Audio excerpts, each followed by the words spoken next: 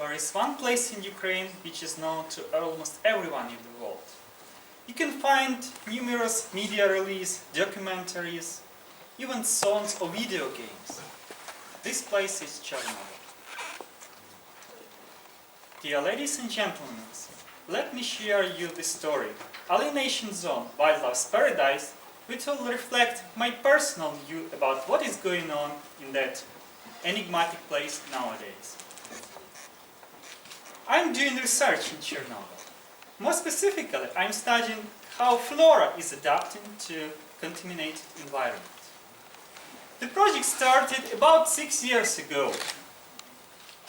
The very first time I went to Chernobyl, I was feeling not very comfortable. Partially because of experienced colleagues who were telling scary things about the zone, and partially because of buried village were all around, despite hardly noticeable because of lush vegetation. Primary destination was Chernobyl itself, nowadays the only inhabited place. Because of rigorous cleaning, now it's a relatively clean and safe place.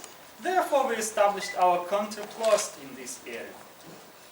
Yet the biggest impression for me was ferries on the river Pripyat, actually cemetery of tugboats over there. And once in a while, a colleague of mine met wild boar which was roaming around the very center of the city. Let's move all the way to the power plant. And the landmark there is the cooling channel, actually the bridge which goes through this channel. In this channel, local dolphins are living. Those are 2 meters long catfish. These creatures, after years of rigorous training, became literally jumping, trying to catch bread, which is generously provided by power plant workers. I was feeding these unusual pets also. Let's move to the nearby city Pripyat. At the time of a disaster, this was the youngest city in Ukraine. Roughly 70,000 people were living there, and the city has modern infrastructure. The most known place here is never started Ferris wheel in the central amusement park. And now this city is hardly visible from cosmos because of the trees, which are almost as high as the city's skyscrapers. Yet, the most terrible place in the zone is red forest. At the time of a disaster, thousands and thousands of trees, pines, were turned rusted red within hours. Even nowadays, if you will have such a portable dosimeter and count there, it will likely beep very loud. And the numbers would be out of scale. It means you would better not walk there without a solid reason. Yet it looks that the birches do not hear despite this corpse of the pines which are lying all around.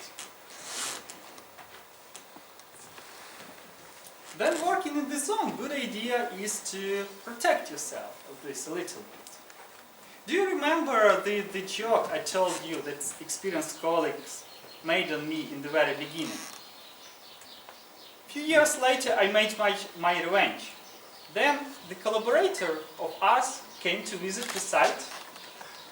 He was so scarified that he decided to put on this possible protective suit, looking like a Norwegian army soldier. All this a little bit of imagination as Eastern wine. Actually, we are growing the crops, which you can see on the background in this site, in order to find out how plants are adapting to such harsh environment. Any ideas what is here? If we have funds on contemporary art, you can easily identify that it is postmodern masterpiece. But the truth is that this is the result of our experiment. Using sophisticated separation technique, we are visualizing thousands of proteins.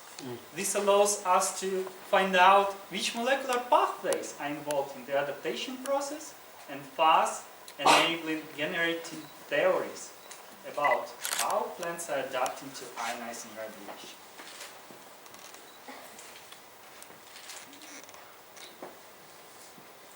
The conclusion to this story is that you would hardly meet a three-headed wolf in this area, although radiation level is still pretty high. And known enemy is perhaps better than unknown friend. Madam Toastmaster?